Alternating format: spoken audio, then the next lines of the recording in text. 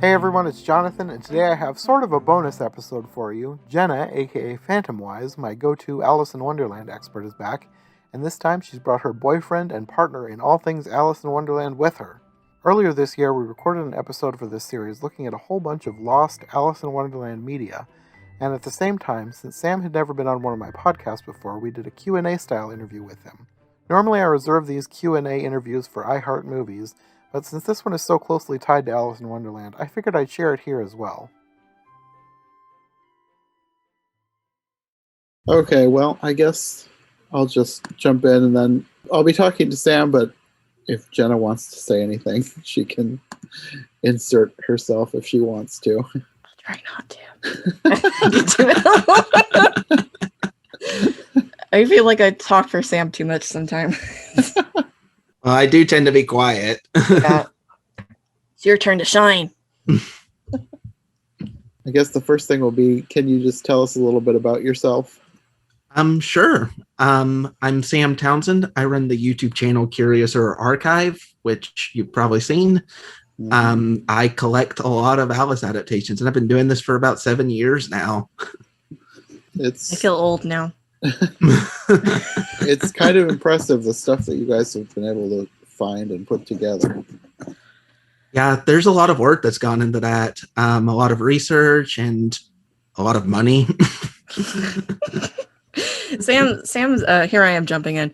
Sam does, to be honest, most of the work. I tend to do more of the research stuff. He's very good on the technical side, but he's also good at research. Sometimes we'll be researching something and he's just like, oops, I accidentally found this new Alice we never heard of before. And I'm like, stop. That happens more often than I usually like to admit. Yeah. It's weird because usually when I'm looking for one thing, I end up not finding it at all, but finding something else completely different. Yeah. It's too much. Sometimes it does seem a little too much. Yeah. One time when we went to Disney World, he was he couldn't sleep or something before the airplane trip. Yep. And he was like, "Oh, hey, I found another one, Jenna." Yeah, that happened, and it was in a really obscure one. I think we're going to talk about it today because it's a missing one. There's not much to say about it, though. Yeah, we don't have a lot of information about it. Well, how did you two meet? Was it through Alice in Wonderland? Yes, very much so. We met because I sent Jenna a message one day asking if she had a better copy of 1931. Oh, okay. Of course, of all the Alices it could be, it has to be that one. Yeah, and I was also kind of dumb then, and I didn't realize resolution things. So I had a very low resolution video up. So when he asked me that, I was like, oh, maybe. And then it just kind of went from there. We talked about our. I linked my list, and he's like, "I'm gonna throw my list out. Yours is more complete." Yep. I had started putting together a list actually not too long before we met, and as soon as I saw Jenna's, I just tossed it out because hers was so much better. And then I think we shared our favorite adaptations that we had seen so far, and we bonded over 1972. Yeah, I remember pretty quickly you asked me if I had a copy of 1972, and I did. Yeah, and I actually had, unknown to him, of course, I posted in my personal blog for my friends that if somebody had a good copy of 1972, I'd marry them. And so he sent me screen caps of his 1972, which at that time was the best. I'm really sorry we can't upload that on YouTube because of the stupid copyright holders. But I was like, oh my God. Closest I'll get to a restored version. Yeah, I mean, it's pretty much the only copy I've ever seen that has the colors intact, which is kind of big for that one. Yeah. I didn't realize that 1972 was such a sought-after version. So has it never been released on Blu-ray or anything? Nope. It has not. And most of the copies out there are terrible. Really degraded. They're super degraded. A lot of them look like they're from tape sources, because they're panned and scanned, and they're just terrible. And the copyright holder just really doesn't care about it. That's weird. They actually took down Sam's video of it because it was better than theirs. Yeah, and the copy that I had up was one that I had to import from Spain, of all places. Huh. That's so weird. You'd think that it's not like recent, but it's more recent than a lot of them. You'd think that there would be one that would be more released, more available. That's strange. It is a strange situation. I think it's public domain in the UK. And British people know about it because sometimes it's shown on TV, but they don't seem to care about it that much. It's very strange. Yeah, I don't know what the deal is. I know that the copyright holder in the US really does not care about it, but they are very protective of their copyright. Yeah, though I've seen people upload it on YouTube again, and they haven't taken it down. Yeah, I have too, so I don't know what the deal is. I wonder if maybe they went after me just because they went after you because your copy was better. Yeah. Let's be real. Who's going to buy theirs if they can see yours for free? Yeah. Theirs is really bad. Like, it's not the worst I've seen, because I've seen worse 1972s than theirs, but it's... I have too. But it's definitely... There are definitely better ones available. Yeah. That's so weird. So, what is your favorite adaptation? 1972, no question. Okay. It's a perfect match then. It is. Do you have any other favorites, Sam? Really like the Royal Ballet version. Also the Disney version. Okay. Yeah, the Royal Ballet one is one that's on my list that I need to see. Oh, it's really good. You definitely need to see it. It looks really good. I recommend the 2011 recording for first view because it has all the right shots and the cast is really good. Yeah, that's definitely the best recording to start with. Yeah. Some of the later recordings, they do more like detail shots, and that could be kind of confusing if it's your first time watching it. Okay. Plus, I think it has the best combination of cast members, just overall. Oh, and it has Simon Russell Beale. He was the King of Hearts in 1999. He plays the Duchess. He's hilarious. Okay. Yes. Interesting. Yeah. So, is the 1972 version your favorite movie, or do you have something else that's your favorite movie? Oh, like wow. Beyond just Alice.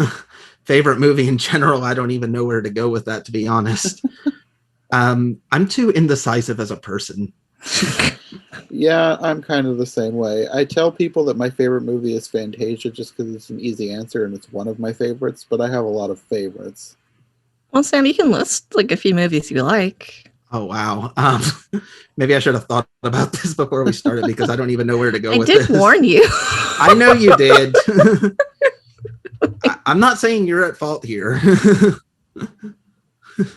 You could list just a few that first pop into your head of ones that you really like. Jeez. My head's just going blank right now. It does that too much. You like Disney movies? I do, but I like too many of them to rattle them off. But I mean, that's something. Okay, you can only watch one movie for the rest of your life and you can't choose 1972. What's it going to be? Oh my God. That is such a loaded question. Sorry, I do this a lot to him. If you really can't think about it, we can move on. But I think we're going to have to. Sorry. So you like Disney movies. Do you like animated movies, or is it like just a Disney thing? I actually like animated movies in general.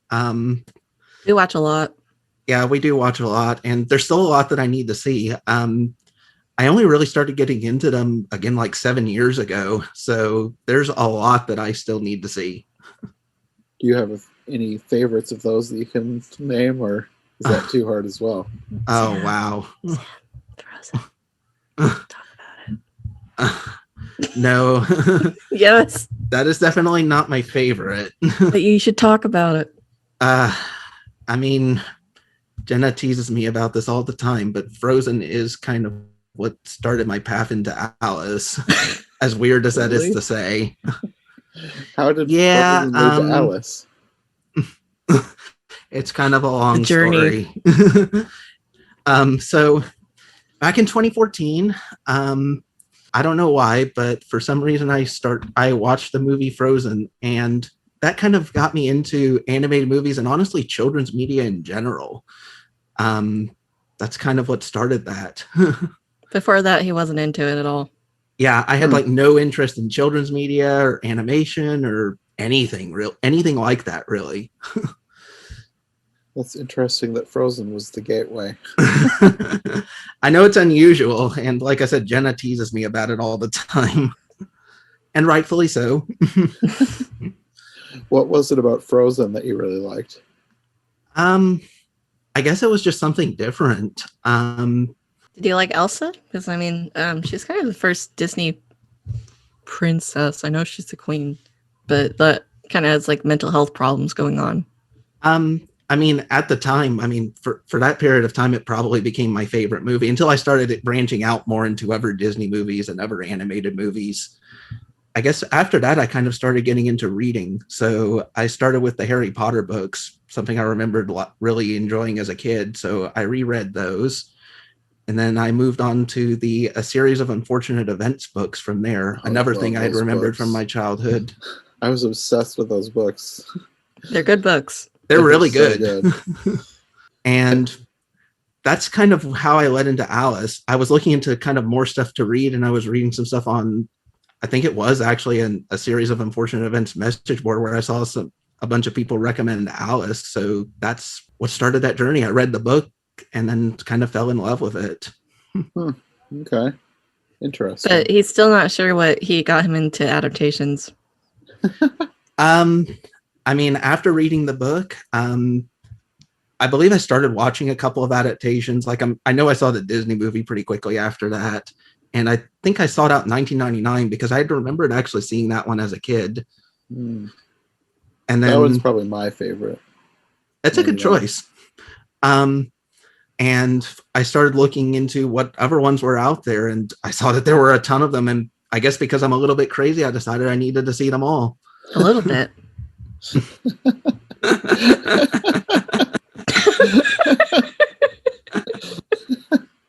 And pretty quickly I figured out that there was no good list of them out there. Well, I didn't know about Jenna's list yet, but all the lists that I were seeing were obviously incomplete. So I started putting together my own, and things just kind of went from there. I was seeking them out, and once I got to 1931, I met Jenna. Such an interesting our Alice version. I think it's hilarious. If you have kids, they're gonna watch it. Like, this is they're gonna have to. I don't know what they'll think about them being the reason for their existence. For that one being the reason for their existence. At some point, they'll be sent back in time and have to do a Back to the Future thing where they have to make sure that it comes out like the mess like it is. Oh my god! Like, no, you have to speak horribly. Yes. That would be a bizarre film if someone had to go back in time to make sure the 1931 Alice in Wonderland turned out to be a mess. Yes. That would be a good film. I would definitely watch it. I mean, if it were a good film, it probably wouldn't be so rare. So maybe I wouldn't have ever sent that message. Well, that's what I mean. Because if it was a good film, then it wouldn't be obscure, right? Yeah. And so we wouldn't have met. So it has to be bad. And it goes all Back to the Future. Like, they look at their hand, it's like disappearing. You know. I love Back to the Future. I love it too. Years. Good movie. You know, they came out with a musical. Musical? Yeah, Back to the Future? Yeah, it just premiered in the West End, but it was closed for COVID. Oh, okay. That would be something to see. The Marty McFly is really good, actually. He sounds just like Michael J. Fox. The Doc, he's okay. I love Christopher Lloyd. It's hard to replace him. He's also one of my favorite White Knights.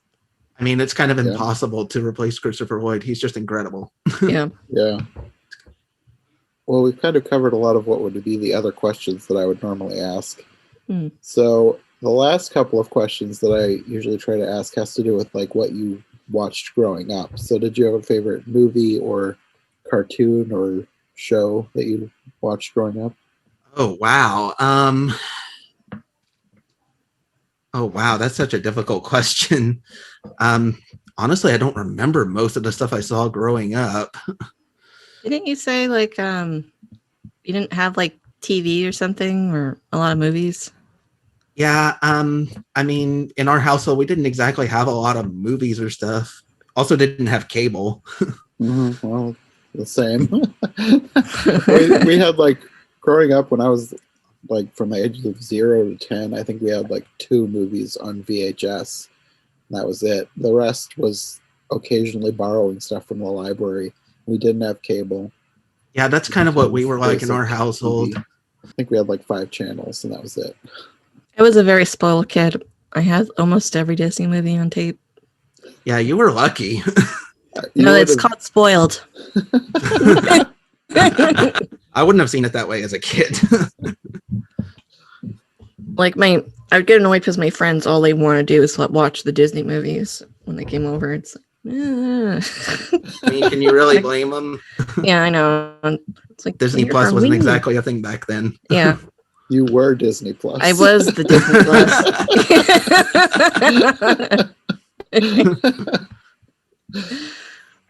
The last question I usually try to ask people is, what is the first movie that you remember seeing in theaters? Oh wow. I think it might have been Stuart Little. That's a weird one. I mean, it is. I can't remember seeing anything before that. There might have been something, but I certainly don't remember it. I haven't seen that movie in years. Me neither. That came out before my family started going to theaters. We didn't go until I was like early teens. Really? So wow. That one I think we borrowed from the library to watch. When did Stuart Little come out? I don't remember. Late 90s, I think. Yeah, so we probably hadn't started going to theater by that point. My earliest, I think last time I said Hunchback was probably my earliest, but the last one like I actually remember, to be honest, is Casper. I don't think I've ever seen that. That was probably a forbidden movie when I was a kid. It's bad. It's a bad movie. I don't recall ever seeing it. Okay, well, I think that's all my questions. We probably can move on to the main show now. Yes. All right.